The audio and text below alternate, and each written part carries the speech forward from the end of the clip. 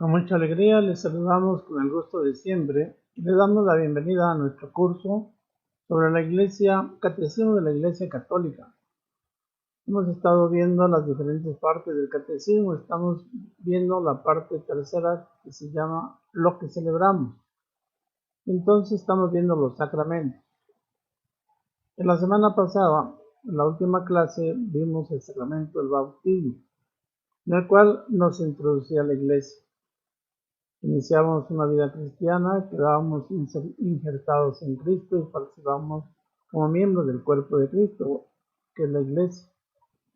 En este día vamos a ver el sacramento de la confirmación. Por eso nos vamos nuevamente a una iglesia, pero nos vamos hasta la iglesia de Roma, la Basílica de San Pedro. Vemos ahí los pasillos de la Basílica de San Pedro, los confesionarios.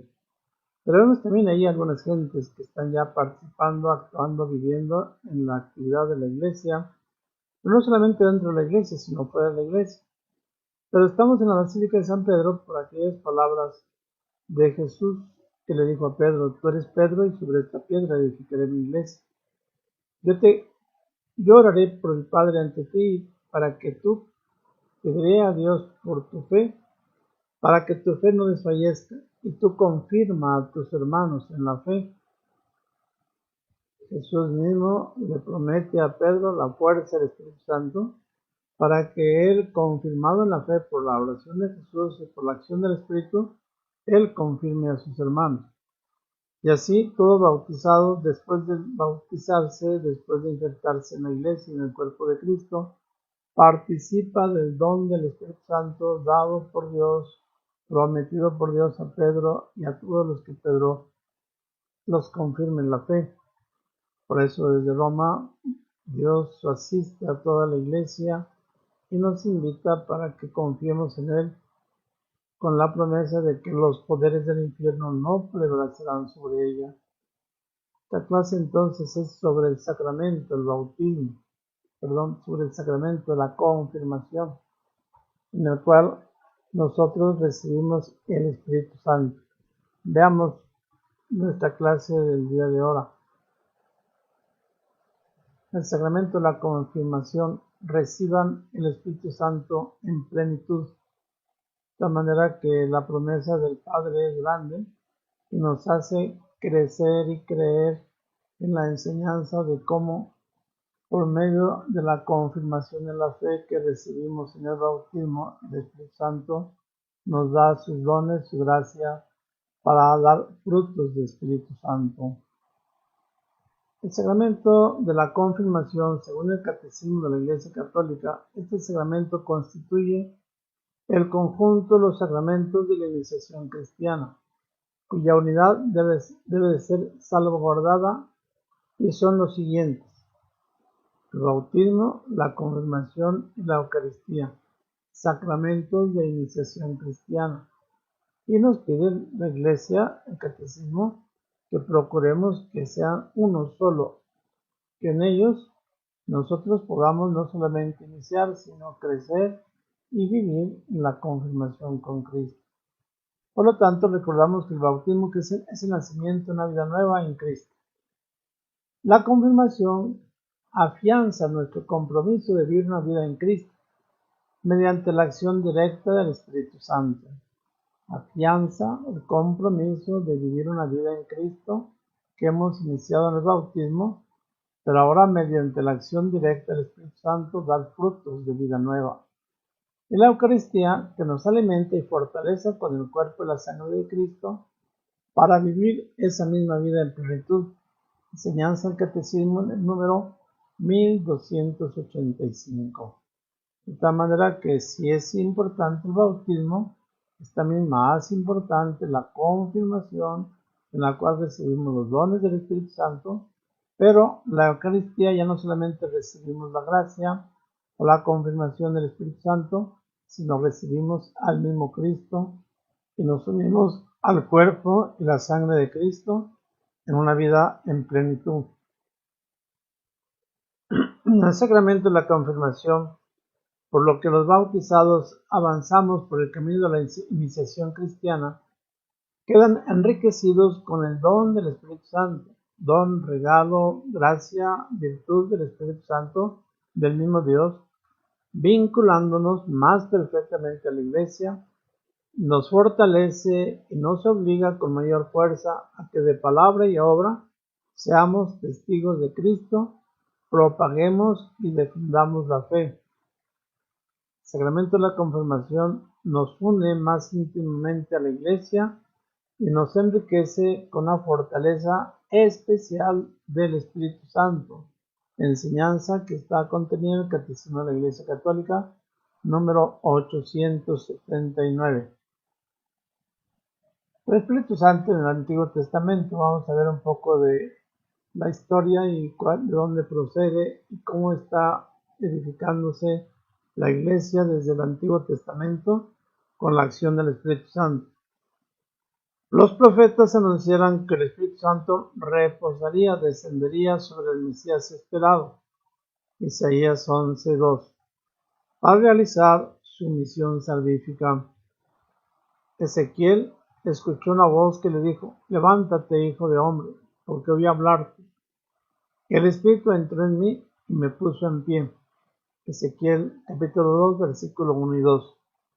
Ahora bien, esta plenitud del Espíritu Santo debía ser comunicado a todo el pueblo de Dios. Enseñanza del Catecismo número 1286, 1287. El Espíritu Santo habló por los profetas. En la antigua alianza, Dios llenó a hombres y mujeres del Espíritu Santo para que alzaran su voz a favor de Dios y prepararan la llegada del Mesías. Escogió hombres y mujeres dispuestos a consolar, a guiar, a amonestar a su pueblo en nombre de Dios. Fue el Espíritu Santo el que habló por boca de Jeremías, de Ezequiel y de todos los demás profetas. Juan el Bautista fue el último profeta y también lo hizo en la acción del Espíritu Santo. Veamos cómo. El Espíritu Santo en Cristo toma parte desde la concepción del cuerpo de Cristo. El Espíritu Santo desciende sobre Cristo en el momento del bautismo. Evangelio de San Lucas, capítulo 3, versículo 22. Cristo mismo promete y envía el Espíritu Santo. El Evangelio de San Juan, capítulo 8, versículo 3. Cristo en su muerte se lo encomienda al Padre. Padre, en tus manos encomiendo mi espíritu. Lucas 23, 46. Cristo mismo resucita por el poder del Padre y la acción del Espíritu Santo. Romanos 1, 4. El Espíritu Santo glorifica a Cristo y Cristo es glorificado en la acción del Espíritu Santo. Evangelio de San Juan, capítulo 16, versículo 14. De manera que el Espíritu que nosotros recibimos es el Espíritu mismo de Cristo, es Dios, Espíritu Santo, que descendió desde el Padre en la acción del Espíritu, en la acción del Hijo por el Espíritu Santo. El Espíritu Santo en el Nuevo Testamento. Ya en el Nuevo Testamento el Espíritu Santo se manifiesta el día de Pentecostés. Nos dice en Hechos de los Apóstoles, capítulo 2, versículo 2 al 4. Y aparecieron unas como lenguas de fuego, que se repartieron y posaron sobre cada uno de ellos.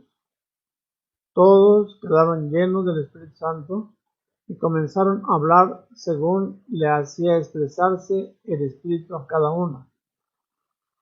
Y llenos del Espíritu Santo, los apóstoles comienzan a proclamar las maravillas de Dios. Después de la predicación de Pedro, los que creyeron se hicieron bautizar, recibiendo a su vez el don del Espíritu Santo. Hechos de los Apóstoles, capítulo 2, versículo 38. Catecismo de la Iglesia Católica, número 1288. Imposición de manos. Entre los primeros cristianos, los apóstoles, en cumplimiento de la voluntad de Cristo, comunicaban mediante la imposición de las manos el don del Espíritu Santo destinado a completar la gracia del bautismo. Ahí vemos un cuadro, una fotografía, una pintura, cómo los apóstoles están imponiendo las manos a los discípulos para que en ellos quedara el don del Espíritu Santo. Catecismo de la Iglesia Católica, número 1288. La crismación. Muy pronto, para mejor significar el don del Espíritu Santo que recibimos, se añadió a la imposición de las manos una unción con óleo perfumado, llamado crisma.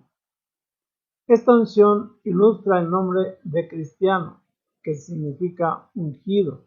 Cristiano es el ungido.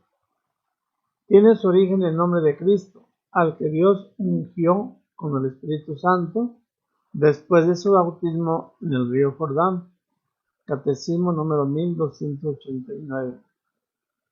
Fueron los santos padres de Oriente los más insignes pastores de la Iglesia ya desde el siglo II, quienes incluyeron en la liturgia cristiana el uso del óleo consagrado para la unción de los nuevos cristianos. Ahí tienen a los santos padres de Oriente que de alguna manera a través de la imposición de las manos y de la unción con el santo crisma iniciaron esta tradición para manifestar la acción del Espíritu Santo en nosotros, el don, el regalo, la fuerza del Espíritu Santo en quien se disponía a recibirlo. El Espíritu Santo en este sacramento imprime carácter. Por medio de la unción, el confirmado recibe la marca que es sello del Espíritu Santo. El carácter es una señal indeleble que no se borra. Este sello marca la pertenencia total a Cristo, la puesta en su servicio para siempre, pero indica también la promesa de la protección divina en nuestra vida. Catecismo número 1289. De tal manera que vivos o muertos en el cielo o en el infierno tendremos ya el sello indeleble que no se borra, que estamos ungidos por el Espíritu de Dios y participamos en la unión con Cristo. El sacramento de la confirmación se administra por la unción con el crisma en la frente, que se hace con imposición de las manos y por las palabras prescritas en los libros litúrgicos aprobados. Catecismo número 880. ¿Cuáles son los gestos o signos centrales de la confirmación? Dos, acabamos de decir, la imposición de las manos y la unción con el crisma. La imposición de las manos. El obispo invoca la abundancia del Espíritu Santo y extiende sus manos sobre todos los que van a ser confirmados. El gesto expresa la bendición y la protección divina, el perdón y la invocación de la fuerza de Dios sobre una persona y la transmisión de un poder espiritual y una fuerza del Espíritu. La segunda parte, la unción con el crisma. El obispo unge la frente del confirmado y lo sella con el Espíritu. Da un masaje espiritual, unge, da una unción. Los efectos del aceite están en base de este signo sacramental. Penetra en la piel, el aceite, perfuma, protege, fortalece los músculos, alivia el cansancio, alimenta la luz de las lámparas y fortalece al que lo recibe. En la antigüedad, pues todo el camino era a través del desierto. Cuando terminaban esa travesía, eran bañados en el aceite. Por eso en la iglesia se usa el aceite como signo de regeneración, de fecundidad, de fortaleza y de vida nueva. Y el sacramento de la confirmación se distingue precisamente por esta unción del crisma. Óleo, aceite que bendice el obispo en la celebración especial de la Semana Santa y que es perfumado para que sea el cristiano buen olor de Cristo. La preparación para recibir la confirmación es muy importante. Veamos cómo. Se puede recibir la confirmación todo bautizado aún no confirmado, porque este sacramento no se repite. Los fieles están obligados a recibir el sacramento en el tiempo oportuno. Los párrocos procuran que los fieles sean bien preparados para recibirlo. Por eso ya no se recibe el mismo día del bautismo, hay que recibir una preparación. El sacramento de la confirmación se ha de administrar a los fieles en torno a la edad del uso de razón. Últimamente, antes era a los 7 años, últimamente se ha dispuesto, se ha cambiado por los obispos, por la autorización del Papa, a los 12 años. Sin embargo, en peligro de muerte se debe confirmar a los niños aún pequeños, o a los niñitos, a los jóvenes, aunque sean pequeños y aunque no hayan recibido la confirmación, pero en peligro de muerte puede dárselo al sacerdote. Enseña el Catecismo número 889 y 891. La catequesis que se debe recibir para la confirmación se esforzará en despertar el sentido de la pertenencia a la Iglesia de Jesucristo y a su comunidad parroquial. Por lo tanto, es preciso hallarse en estado de gracia, por lo que debe de acudir al sacramento de la penitencia antes de recibir la confirmación. Hay que prepararse en una oración más intensa para recibir la fuerza y la gracia del Espíritu Santo. Y conviene que el padrino o la madrina sea el mismo del bautismo, que reciban también una preparación y que cumplan también las mismas obligaciones. Enseña y pide el Catecismo el número 1309 y 1311. ¿Cuándo se debe recibir la confirmación? Cuando se ha llegado al uso de razón. Vuelvo a repetir, a los 12 años es la norma ahora, o antes si hay peligro de muerte. ¿Cómo se debe recibir la confirmación? En estado de gracia. Hay que confesarse, hay que comulgar antes. ¿Y de qué otra manera? Con una preparación conveniente. ¿Quién puede confirmar? ¿Quién es el que confirma? El obispo. En algunas ocasiones especiales, los sacerdotes son delegados por el obispo para hacer la confirmación, pero lo hacen a nombre y a título del obispo. Veamos algunos aspectos de la celebración del sacramento de la confirmación cuando está dentro de la misa. Un momento importante anterior a la celebración es la consagración del Santo Crisma. Es el obispo quien el Jueves Santo, en el transcurso de la misa crismal, lo consagra para toda la diócesis. Lo enseña el Catecismo en el número 1297. Conviene que el sacramento de la confirmación se celebre en la iglesia y dentro de la misa. Sin embargo, por causa justa y razonable, puede celebrarse fuera de la misa y en cualquier lugar digno. Continuemos. ¿Cuáles son los ritos? Los ritos iniciales, primero, un signo de la cruz, el acto de penitencia, en gloria, la oración colecta. Número 2. La liturgia de la palabra. La primera lectura de preferencia tomada de Isaías, capítulo 61, versículo 1 al 3, capítulo 6, versículo 8 y 9. El Espíritu del Señor está sobre mí porque me ha enviado para ungir a los pobres y anunciar la buena nueva a los necesitados. La segunda lectura, entonces Pedro y Juan impusieron las manos. Del libro de los Hechos de los Apóstoles, capítulo 8. El Evangelio, de preferencia debe ser el Evangelio de San Juan, capítulo 14, versículo 23. En aquel tiempo dijo Jesús a sus discípulos, así confirmarán a sus hermanos. Una parte importante dentro de la confirmación de la celebración es la presentación de los que van a ser confirmados.